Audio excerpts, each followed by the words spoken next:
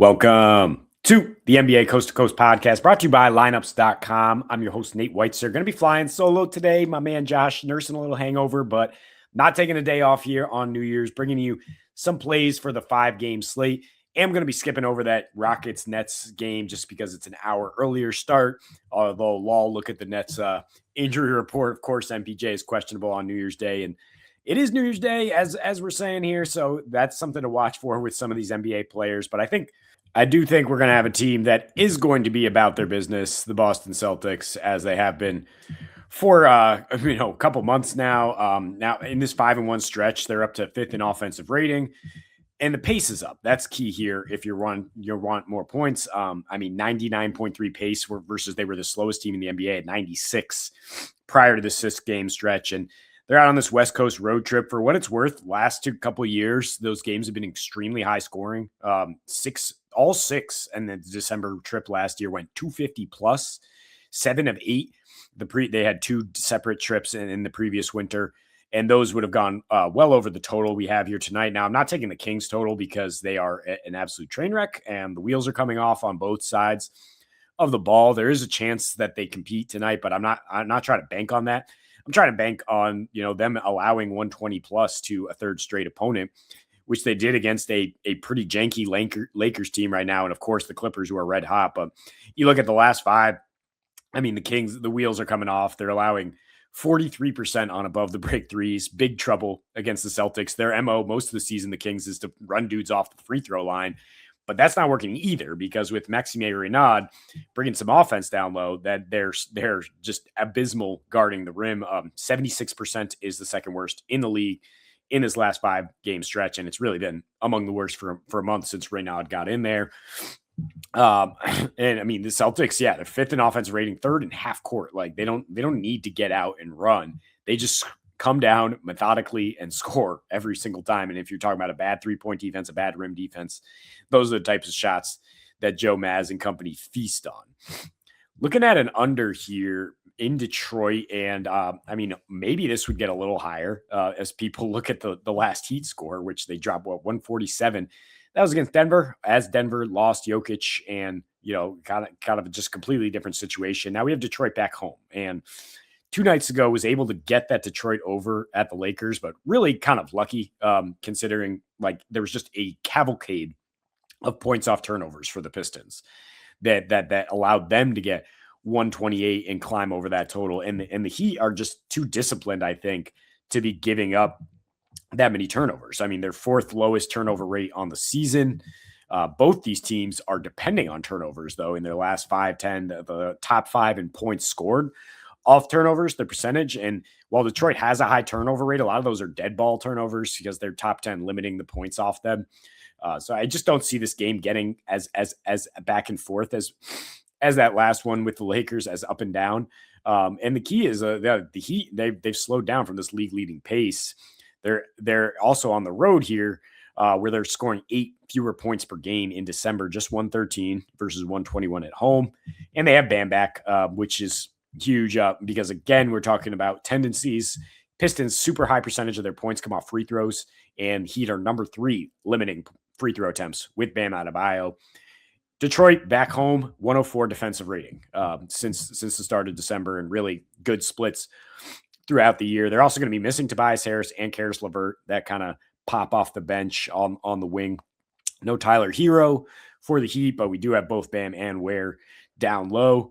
And it's also it's freaking New Year's Day, so I think you can expect some guys to come out sluggish and not be as sharp offensively. Maybe this guy too. Let's try this again. We tried the Kawhi under with the Clippers to cover. He just got over by a few points on Tuesday in that blowout against the Kings, and I think the Clippers are in spot to blow out another team here with the Jazz visiting. But Harden was the guy who kind of took more of a back seat in that blowout. And on New Year's Day, he's definitely a guy you would expect to not have as much hydration in his system, if you will. So Utah, probably not going to be very competitive on the road. They just don't score much. They might bench Lauri Markkanen tonight, listed questionable.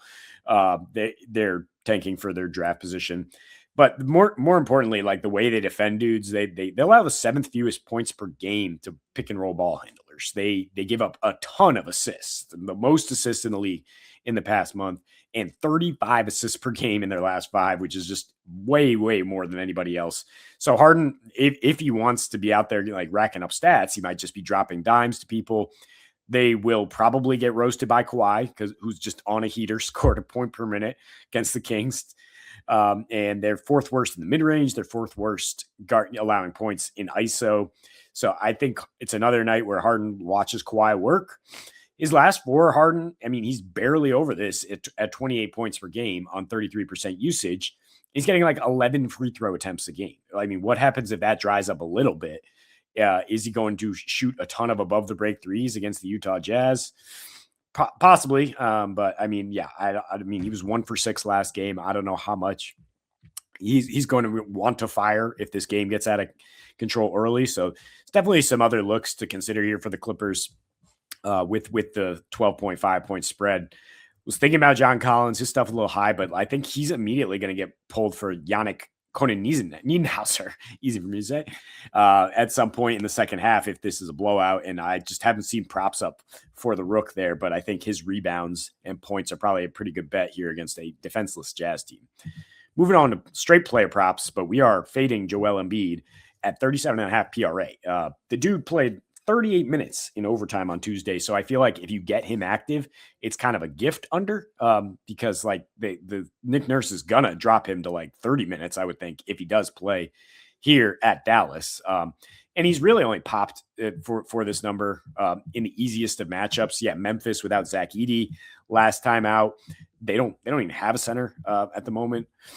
So I mean, the previous five before playing Memphis and Chicago, he was averaging 21 points, 8 rebounds, 2.2 assists. So like not even sniffing this, playing 30 minutes per game as they manage his injury. He's played a few in a row here, which is, playing with fire for the Sixers. But if he wants to play, he'd be like, okay, big fella, but like, let's take it easy after the overtime game. Anthony Davis is going to be back. Daniel Gafford is out there. Lots of size, lots of physicality for the Mavs, and they limit mid-range attempts in the last month. And that's key. I mean, because Embiid at this point is like, he's just going to settle for that free throw line jumper as much as he can. But if the Mavs are aggressive with him and they're trying to get him to make moves to show that agility that he doesn't have anymore, that's going to be an issue for him scoring the ball. I mean, the assists spiked randomly against Memphis. That hasn't really happened consistently. And Dallas has been way more vulnerable against guards. I mean, VJ and Maxey combined for 54 points in the last meeting when Joel did not play. So I'd be looking at them for overs. I'd be looking at them to carry the load a little bit more. Those young bucks who can still bring it after, a night of libations on the road. And I don't know about Embiid as far as his fitness level there. But I mean, I do think Quentin Grimes, who's also in his mid-20s, is going to pick up some of the slack if Embiid does have some time off the floor. He actually plays 4 more minutes per game when Embiid is active this season. And just in general, it's a really good buy low spot because he was, he went for 6-2-7 in 25 minutes against Dallas on the December 20th. Then got sick along with Edgecombe and a couple other guys in the Sixers locker room. So he didn't play on the 23rd, and then he had a dud on the 26th along with the entire team. Since then, he's been back for 2 games. He's gone over this and played 38 minutes on Tuesday. But like I said, much younger, much more likely to be able to sustain that level. And I don't know about Paul George. Also seems like a guy who likes to party. This episode is half just speculating who was out last night, but maybe Paul George has a hangover as well, and Grimes needs to take some load off there.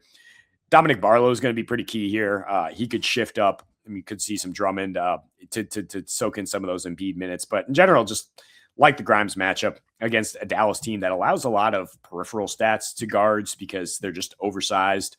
They struggle to close out. Grimes, this is a revenge spot against his former team, and I think you bring it tonight. I mean, certainly it's just a question of how many minutes he might get.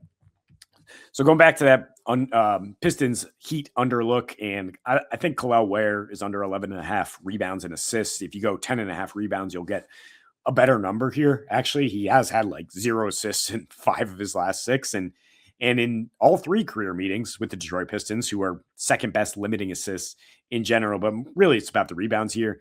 Third fewest rebounds to centers on the season are the Detroit Pistons, and nearly half of Ware's rebounds have come on the offensive end this year. And the Pistons are just not. They just have an elite defensive rebound percentage. They're not going to be letting that happen. The last matchup against them, Jalen Duren did not play, Ware still only played 22 minutes and did not get this, of course, but he's at 24 minutes per game when Bam 23 minutes per game when Bam has been active this year, and he's still managed to average 10 rebounds per game, but shot really well from 3 to stay on the floor. And again, the offensive rebounds, which I just don't think are going to be there unless the Pistons really go double big with a lot of beef stew here. I don't know if Ware's going to get over 25 minutes. I think the Heat will try to mix it up, go a little smaller with some Jaquez, with Jovic, who's been playing well lately, and try to get the Pistons out of their big bully ball lineup. But yeah, as long as Duren is active, like I'm not trusting anybody to come in there and dominate the boards against this Detroit Pistons team. So no thank you on Kel'el Ware. And that is all the time we have for you here on New Year's Day. Happy 2026 to everybody. We will be back with Josh tomorrow to close out the work week. And until we see you next, happy betting.